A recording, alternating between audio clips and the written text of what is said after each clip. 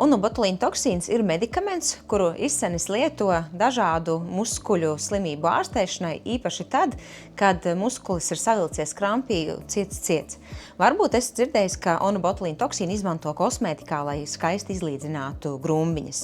Botulīna toksīna efektivitāte migrēnai ir pierādīta tieši hroniskas migrēnas gadījumā. Tas ir tad, ja galvas sāpes ir 15 un vairāk dienas mēnesī, taču nereti novērojam, ka arī epizodiskas, bet biežas migrēnas pacientiem, tie ir tie, kuriem ir mazāk kā 15 galvas sāpju dienas mēnesī, botulīna toksīns sniedz nozīmīgu galvas sāpju atvieglojumu.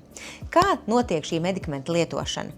Tātad, ja migrēnas diagnoze pacientam ir uzstādīta, to veic ārsts, un ideāli to veic ārsts mūsu klīnikā, tad pacients var pierakstīties uz onobotulīna toksīna injekcijām galvas sāpju atvieglošanai.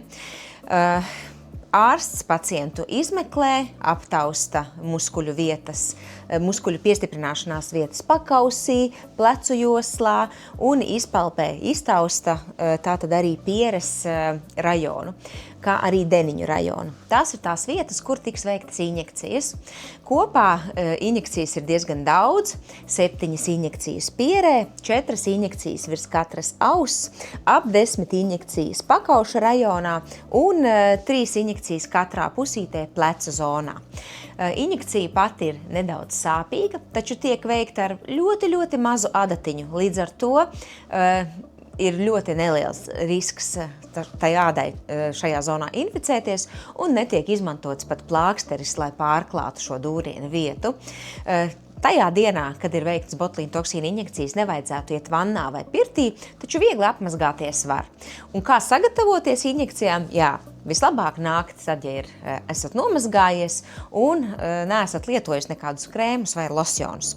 Arī matus ir vēlams izmazgāt, nelietot matu maskas, kas varētu nedaudz kairināt ādu. Onobotulīna toksīna efekts sākas aptuveni 10. dienā, taču tā efektu vērtē kopumā vismaz 3 mēnešu garumā. Kāds ir efekts? Efekts būs tāds, ka pierē veiktās injekcijas izlīdzinās pieres grumbiņas. Ja kādam tas var šķist nepatīkami, tad šo te pieres injekciju sadaļu mēs izlaižam un veicam injekcijas tikai galvas matainajā daļā un plecu joslā.